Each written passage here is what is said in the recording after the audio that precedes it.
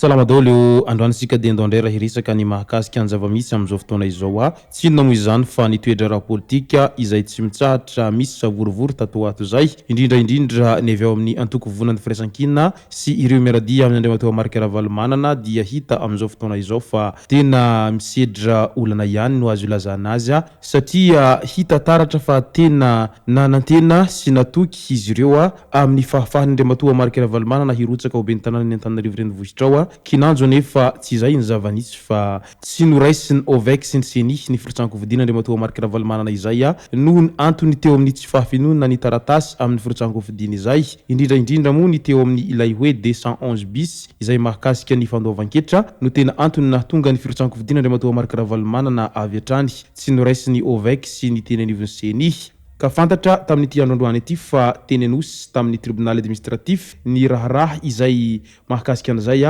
niakatra fitsarana moa izany mazava ho azy ka izay no fakafakaina amintsika atao anatin'ity video ity ka manasantsika rehetra anaraka an'ity video ity hatramin'ny farany azadino ny milaika ny video antsika ary tsarovy hatrany ny miabone amin'ny chaîne antsika mba ahafahanareo manaraka tsy tapaka ny video zay lefa ny misisy tamatahotagasy toy izao ny fanaovana azy tsy ampendela moa isika fa avy hatrany tonga de vavany ndao Mialoha dirantsika amin'izay pitsopitso ny mahakasika ny olana andriamatoa Marc Ravalomanana izay dia andao aloha resantsika ireto tsara ho fantatra manaraka ireto. Mahajanga hafana ny fifidianana ben'ny tanàna satria kandida maro no heverina hifaninana amin'ny toerany ben'ny tanàna ao Mahajanga ao. Anisan'izany andriamatoa Rivo Rakotovao, kandida izay natolotry ny vonan'ny firaisan-kina eo anivon'ny mpanositra. Efa ministra sy senatera ny filohan'ny teny miarandoholona ary filoham-panjakana absoluterana i Rivo Rakotovao. Hifaninana amin'ny tonga nirina Zafiarnef Velomary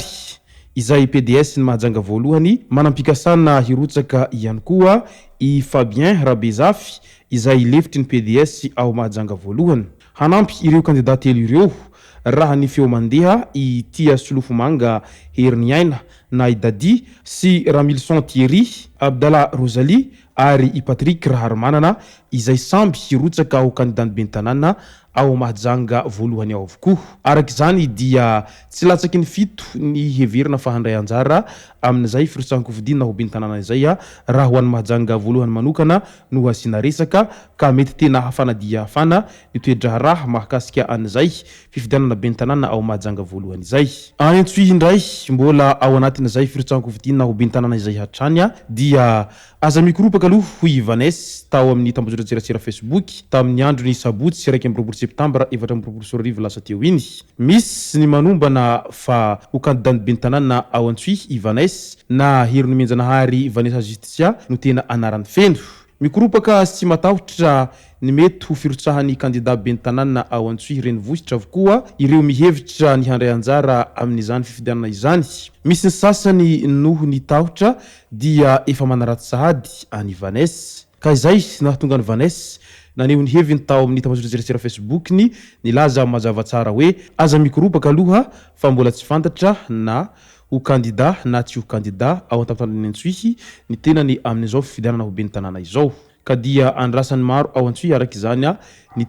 teny farany izay avy any amin'izay mpanakanto Vanes izay. Ao Antananarivo renivohitra indray dia fokotany maromaro no nesorina amin'ny toerany amin'ireo fokotany mandidina ny Haute-Ville Antananarivo iny. Raha ny fanazavana voaray avy teny an-toerana dia saika ny lefitry ny fokotany no nasolo toerana azy ireny ary efa manomboka ny famindram-pitantanana tahaka ny miseho ao amin'ny fokotany Ambohipotsy, Andohamandry sy ny ao Manjakamiadana Rova sy ny maro hafa. Ny ao Manakambahiny indray misy fifanolanana malaina tsy mety hanao famindram-pahefana ilay fokotany iray teo aloha. Voatondro ho namadika ny fitondrana nanohana ny kandida hafa nandritra ny fifidianana solombavambahoaka farany teo iny no antony voalaza ho nanesorana anio fokotany izay ampolony ao Antananarivo ireo. Araka ny fantatra dia nanao hetsika goavana teny amin'ny Magro Tanjombato ny fianakaviam-ben'ny mpanositra tamin'iny andro ny sabotsy iny. herinandro teo eo izay no nafanafana ny toedra rahampirenena nanomboka tamin'ny nandavany ovek ny filatsango-fidinina ny filoha teo aloha Andriamatoa Marc Ravalomanana ho ben'ny tanàna ny Antananarivo amin'ny komina Antananarivo renivohitra ao.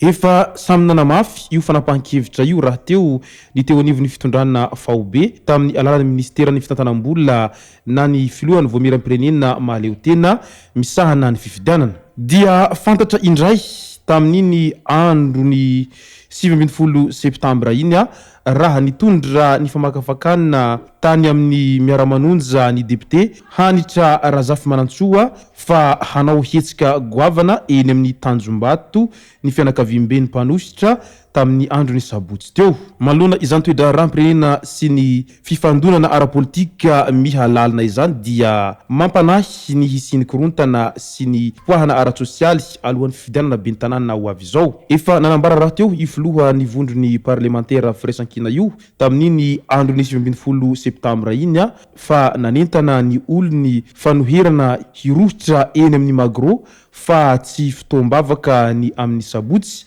fa fanoherana ilay fanapahan-kevitra nanintsana ny mpitarika azy ireo tsy ho kandida ho ben'ny tanàna ao Antananarivo renivohitra ao. Ka maro ny resaka mandeha etseroa manoloana an'izay savorovorolahy politika izay tsy misy fiafarana ao Antananarivo renivohitra ao amin'izao fotoana izao ka samy nitondra fanazavana mahakasika an'izany na ny andaniny sy ny ankilany satria samy tsy manaiky lembenana na ireo zay eo anivon'ny fitondrana na ireo zay ao anatin'izay antoko-panohitra izay. Manoloana an'izay rehetra izay mo dia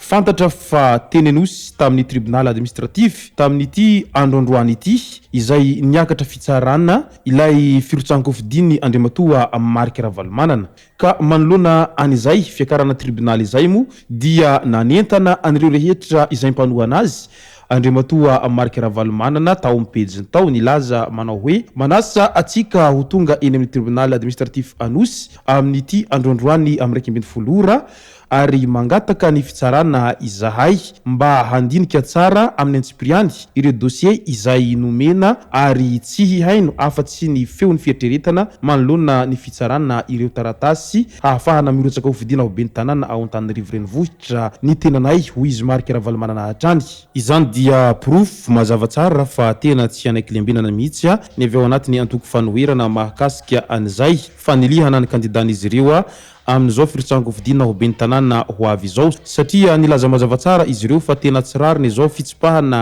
filatsahan-kofidina Andriamatoa Marc Ravalomanana ho amin'ny fifidianana ben'ny tanàna ho avy ao Antananarivo renivohitra izao ka tokony avela izy hilatsaka ary eleo ny vahoaka no hitsara amin'izay tiany sy ny tsy tiany vahoaka ny tompo-tsafidy amin'izay ho ben'ny tanànany sy izay tsy mety aminy. Izay sy zay moa no masaka azona roso tao anatin'ity vidéo ity tompoko lasy tompoko vavy misaotratsika rehetra nanaraka an'ity vidéo ity hatramin'ny farany. Aza diny ny milaiky ny vidéontsika ary tsarovatrany ny miabone amin'ny chaîne antsika mba fanareo manaraka tsy tabaka ny vidéo zay lefa any amin'ny sisy tamatawata gasy tompoko lasy tompoko vavy mankasitraka dia mirary soa.